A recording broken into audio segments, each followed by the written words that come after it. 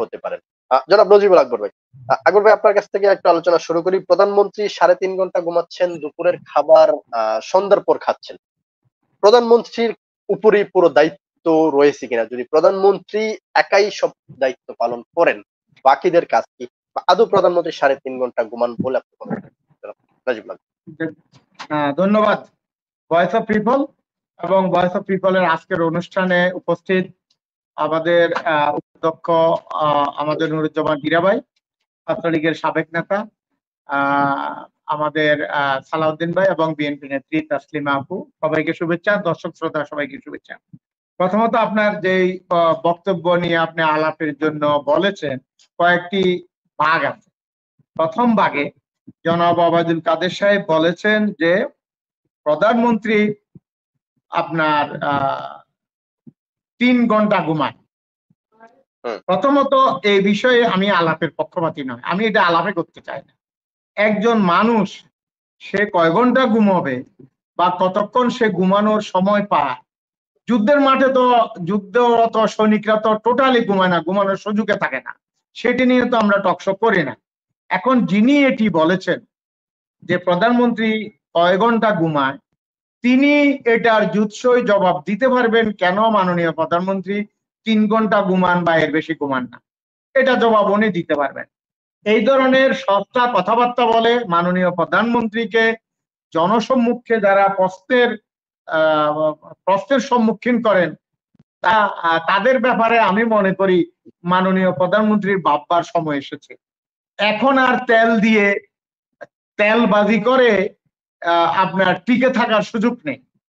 স্বাধীনতার পরে এমন ভাবে বঙ্গবন্ধু সরকারের অনেক ঘটনা ঘটেছে, ফলে ৭৫-এর ১৫ আগস্টের পরে এদের একজনকে ওই তেলবাজদেরকে দেখা যায়।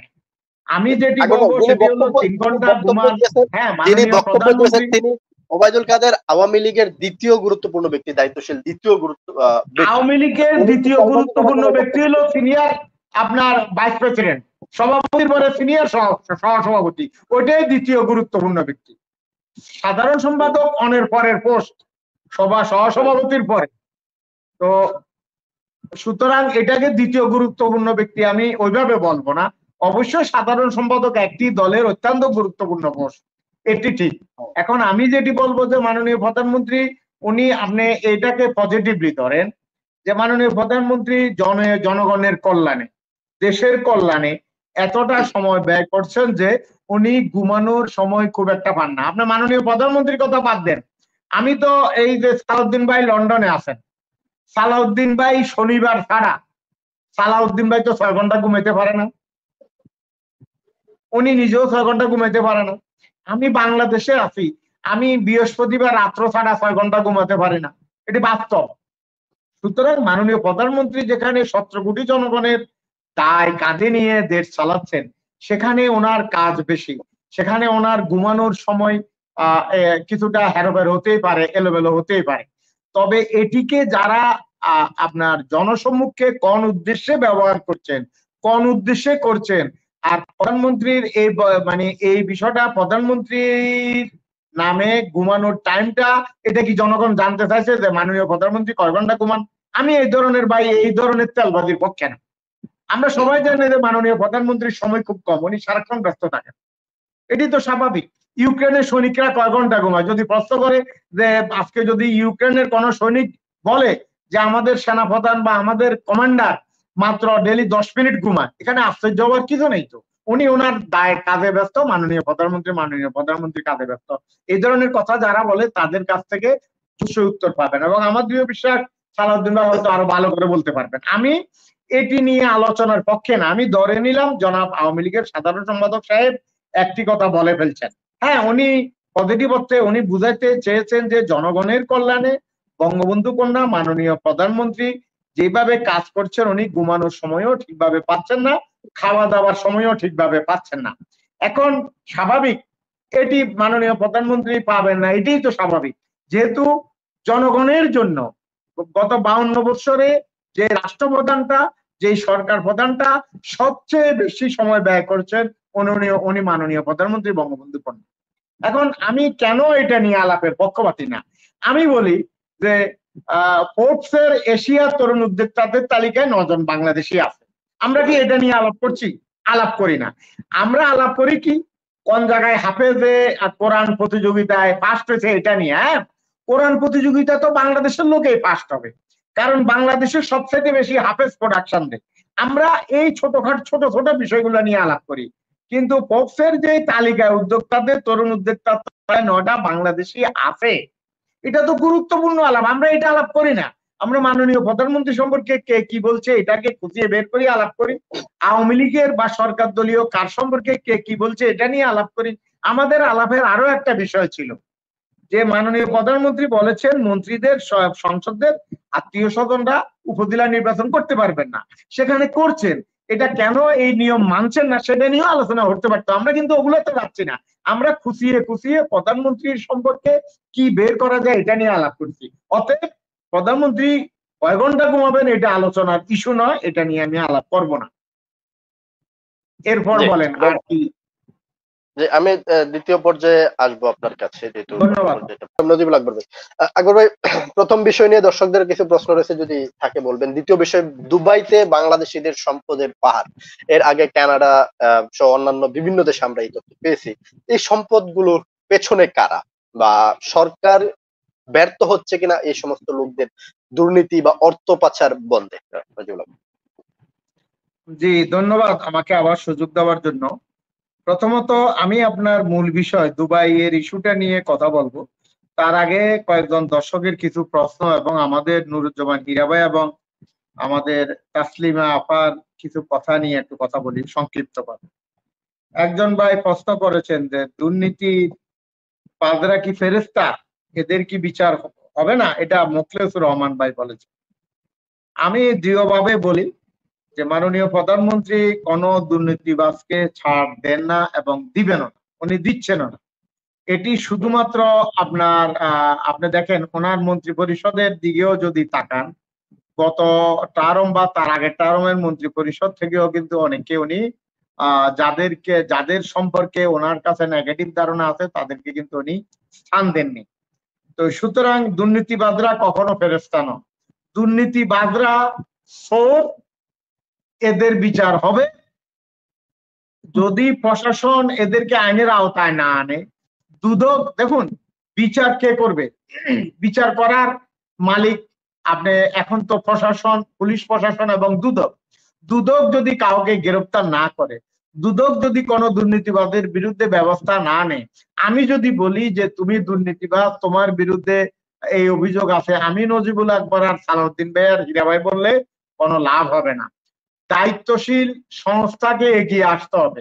বরং আমাদের কথা হবে এইভাবে যে জননেত্রী শেখ হাসিনা দুর্নীতিবাদদের বিচার অবশ্যই দুদককে দায়িত্ব নিয়ে করতে হবে এবং প্রশাসনকে এই ব্যাপারে এগিয়ে আসতে হবে। আরেকজন ভাই বলেছেন যে আত্মীয় স্বজন নির্বাচন করেছে এবং ওবায়দুল কাদের সাহেবের ভাইয়ের কথা বলেছেন। আমি প্রথমে মাননীয় প্রধানমন্ত্রী একটি কথা বলেছেন যে আত্মীয় স্বজন প্রার্থী হতে পারবে না। উনি বলেছেন যে উদ্দেশ্য নিয়ে, সেটি হলো এমন যে দলের মধ্যে অনেক নিবেদিত প্রাণ কর্মী আছে, তারাও প্রার্থী হোক। আমি মাননীয় প্রধানমন্ত্রীর এই কথাটা কিন্তু এইভাবে আসছে। তবে আমার ব্যক্তিগত মত হলো কেউ যদি নিজের যোগ্যতা এবং দক্ষতা রাজনীতিতে স্থান করে নেয়, সেটি কার ভাই আর কার পুত্র এটি মুখ্য নয়। আপনি দেখুন বিএনপিতে তো অনেকেই নেতা আছে। বিএনপিতে তারেক রহমান সাহেব বিএনপির ভারপ্রাপ্ত চেয়ারম্যান। এখন যদি বলে যে জিয়া রহমানের ছেলে বিএনপির সভাপতি হতে পারবে না, এটি কি ঠিক? ঠিক নয়। বিএনপির মধ্যে যারা আছে তাদের মধ্যে যোগ্যতম তারেক রহমান সাহেব, আর বাকিরা অযোগ্য বলেই তো তারেক রহমান সাহেব ওদের দলের চেয়ারপারসন হয়েছেন।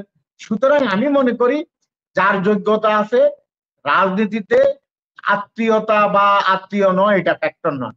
যার জনপ্রিয়তা আছে, জনগণ যাকে চায় সে প্রার্থী হতে পারে। এটাই হলো গণতন্ত্র এবং বর্তমান সরকার সেই গণতন্ত্রই দিয়েছেন। এক।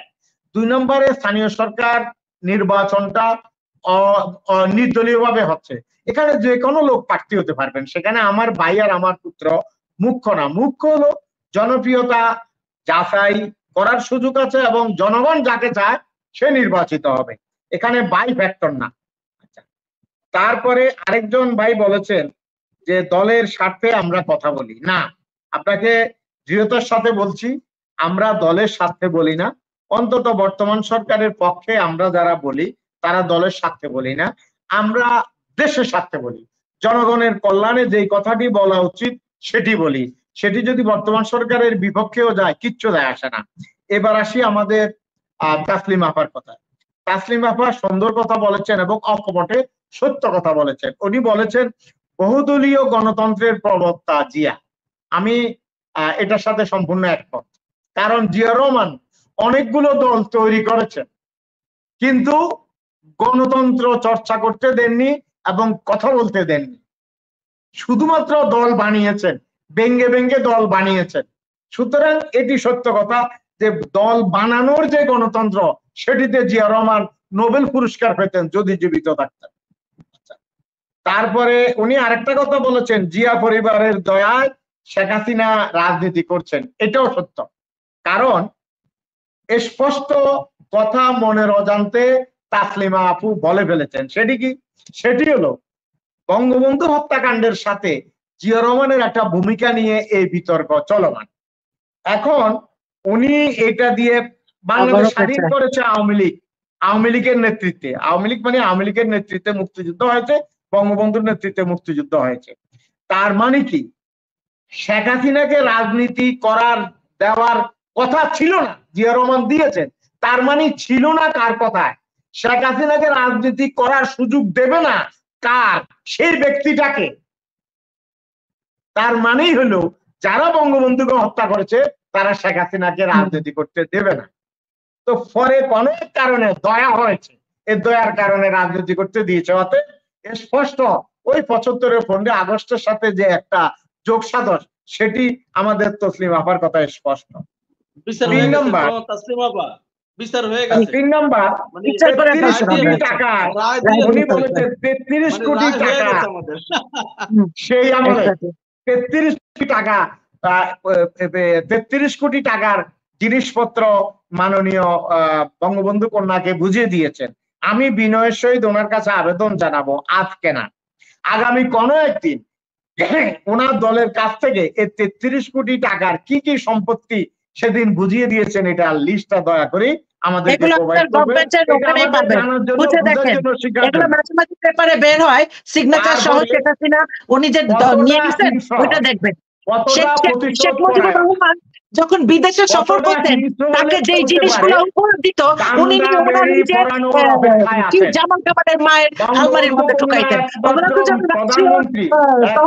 রাজনৈতিক ব্যক্তিত্ব যিনি বিএনপির সাবেক চেয়ারম্যান, সাবেক প্রধানমন্ত্রী বেগম খালেদা জিয়াকে ডান্ডাবেড়ি পরাননি, অনেকগুলো মামলা থাকার পরেও ডান্ডাবেড়ি পরাননি এবং তাকে বাসা থেকে চিকিৎসার সুযোগ করে দিয়েছে।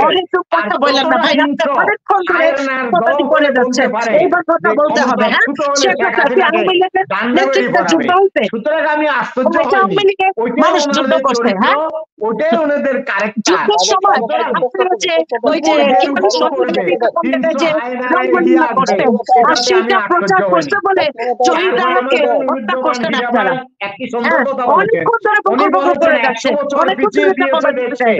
অবশ্যই ১০০ বছর পিছিয়ে দিয়েছে, কারণ ১০০ বছর আগে এ দেশে বিদ্যুৎ ছিল না।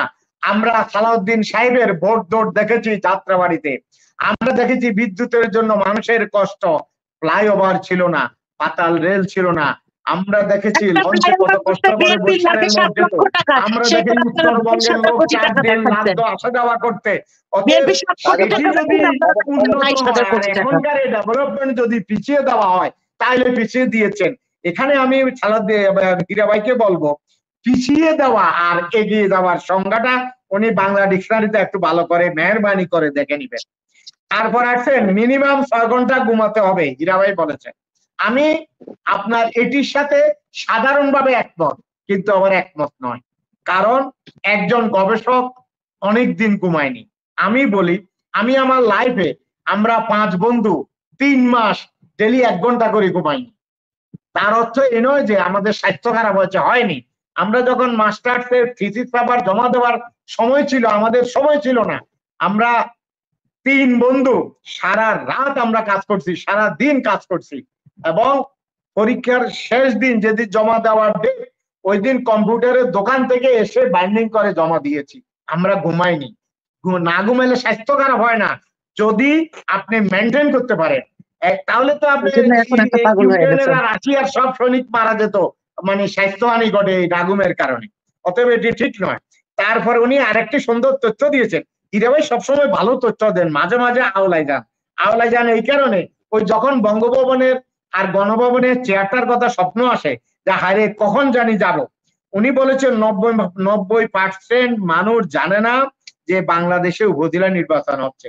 আমি আপনার কথা বিনয়ের সহিত এটুকু বলবো যে আওয়ামী লীগের সমর্থক যদি কমপক্ষে 35% থাকে, এরা তো জানে। অতএব আপনি 35% তো জানে, মনে করেন আর কেউ জানলো না, শুধু ঘরে ঘরে আওয়ামী লীগ কানে কানে বললো উপজেলা নির্বাচন উপজেলা নির্বাচন, ওদের কর্মীদেরকে বললেও 35% জানে। অতএব আপনি 90% জোশের ঠেলায় বলে ফেলছেন। গরুর মাংস বেশি গেলে একটু জোশ আসে আমাদের দেশের হুজুরদের মতো। এবার আসি আমি দুবাইয়ের ঘটনায়। এবার দুবাইয়ের ঘটনায় আসি। দেখুন আওয়ামী লীগের সমর্থন এটা কই পাইলেন? আমি আপনাকে বলি দুবাইয়ের ঘটনা। দুবাইয়ের ঘটনাটা প্রকাশ পেয়েছে দুবাইয়ের সরকারি প্রতিষ্ঠানের কয়েকটি প্রতিষ্ঠানের নথি ফাঁস হওয়ার পরে, এবং ওসিসিআরপি এর প্রতিবেদনে এটি স্পষ্ট হয়েছে কারা কারা দুবাইতে অর্থ সম্পদ গড়ে তুলেছেন। এখানে ৬২ দেশের ১৭১ জনের নাম এসেছে। ভারত, পাকিস্তান, আফগানিস্তানের লোক এখানে জড়িত। এখানে আসেন আপনার আমাদের এই এটারে কি বলে ভারতের ব্যবসায়ীরা আছেন, পাকিস্তানের পারভেজ মোশাররফের পরিবার আছেন, নেওয়াজ শরীফের ছেলের কথা আছে, ভুট্টু বেলাওয়াল ভুট্টু এবং তার ভাইদের কথা আছে, সাবেক সেনাপ্রধানের কথা আছে, অনেকের কথা আছে, মুকেশের কথা আছে ইন্ডিয়া, এবং এর মধ্যে ভারতের 4 জনের কথা বেশিরভাবে আসছে, পাকিস্তানের 4 জনের কথা আসছে। এবার আসেন বাংলাদেশের কথা। বাংলাদেশের 394 জনের যে কথাটি আসছে এটা অথেন্টিক নয়, কারণ দুবাইয়ের সরকারি প্রতিষ্ঠানের নথিপত্রের মধ্যে এটি পাওয়া যায়নি, এবং ওসিসিআরপির যে প্রতিবেদন এটি প্রকাশ হয়েছে সেখানে বাংলাদেশের কথাটা এভাবে আসছে। সেটা কিভাবে আসছে আমি বলি, আমি লিঙ্কটা আপনার কাছে পাঠিয়েও দিই। সেটি আসছে এইভাবে যে বাংলাদেশও এই ক্ষেত্রে পিছিয়ে নেই, বাংলাদেশও এই ক্ষেত্রে পিছিয়ে নেই, তবে বাংলাদেশের ব্যবসায়ীরা যে জায়গাগুলায় টাকা ইনভেস্ট করতেছেন সেটি হলো ভিল্লা, ফ্ল্যাট, ছোটখাটো হোটেল এবং কিছু কিছু ক্ষেত্রে 5 তারকা হোটেল মাত্র শুরু করছেন।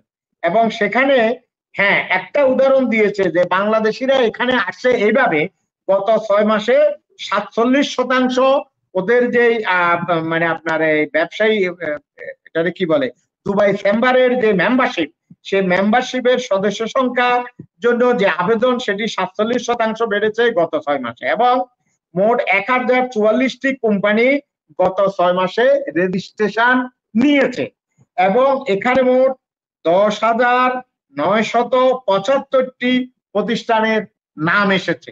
এখানে কিন্তু ওইভাবে বলেনি ভারত, পাকিস্তান এবং অন্যদের কার যেভাবে আসছে এভাবে আসেনি। আরো একটি কথা আসছে যে বেশিরভাগ বাংলাদেশিরা পরিচয় লুকিয়ে সাইপ্রাস, আলবেনিয়া কিংবা অন্য দেশের নাগরিকত্ব ইউজ করে তারা তাদের অর্থ সম্পদ করে নিচ্ছে। এখন প্রশ্ন হলো আজকে দুবাইয়ের কথা কেন আসবে?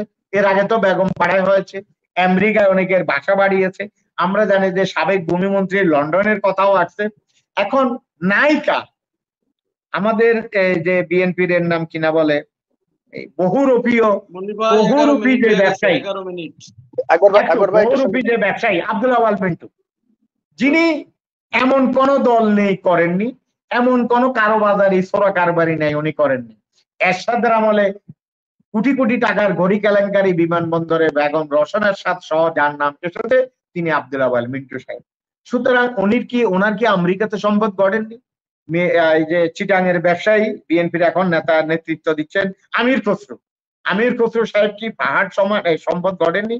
এবং সবচেয়ে কম সম্পদ দুবাইতে বিএনপি নেতাদের মধ্যে যিনি গড়েছেন ওনার নামও চট্টগ্রামের আব্দুল্লাহ নোমান সাহেব। তো সুতরাং আমি যেটি বলবো সেটি হলো যে বাংলাদেশ থেকে আপনি ব্যবসা করি সেখানে গড়েন সেটি একটি জিনিস, আরেকটি হলো বাংলাদেশ থেকে টাকা পাচার করে নিয়ে যাচ্ছেন সেটি একটি জিনিস। হুন্ডির মাধ্যমে টাকা যাচ্ছে, বিভিন্ন ভাবে টাকা যাচ্ছে, এটি সত্য। এখন প্রশ্ন হলো যে ধরেন ভারতের মুকেশ, উনি দুবাইতে, সংক্ষিপ্ত করতে হবে আকবর ভাই। উনি দুবাইতে ফার্ম জমুরাতে আপনার রিসোর্ট করছে, ইন্টারন্যাশনাল সিটিতে উনি ইনভেস্ট করছে। এখন তাতে সমস্যা কি? তাতে কি ভারতের কোনো সমস্যা হচ্ছে? হচ্ছে না। এখন আপনারা শুধু ওই যে 394 জন পারলে যদি সুযোগ থাকতো, আপনাদের কাছে যদি দলিল দস্তাবেজ থাকতো, এই 394 জনের মধ্যে 1 নম্বর থেকে 394 পর্যন্ত আওয়ামী লীগের নেতাদের নাম বসাই দিতেন। যদি না পারতেন সালাউদ্দিন ভাই আর আমি নজিবুল আকবরের নামও বসাই দিতেন। অথচ আমরা অর্থনীতির ভাষায় সবচাইতে আপনার দরিদ্র সীমার নিচে বসবাস করি। তা আমি যেটি বলবো যে হ্যাঁ, টাকা পাচার খারাপ। আপনি বিদেশে ব্যবসা করি, আপনি করতেই পারেন। বাংলাদেশে বিদেশেরা ব্যবসা করছে না। বাংলাদেশেও তো আপনার চট্টগ্রাম ইপিজেডে, সাভার ইপিজেডে বহু কোটি কোটি ডলার টাকা ইনভেস্ট করে ব্যবসা করছে।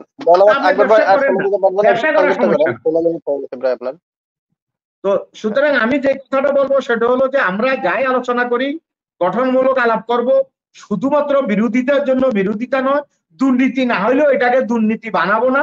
সবাই ওই ব্যাপারে সচেষ্ট থাকবো। ধন্যবাদ। জি, ধন্যবাদ।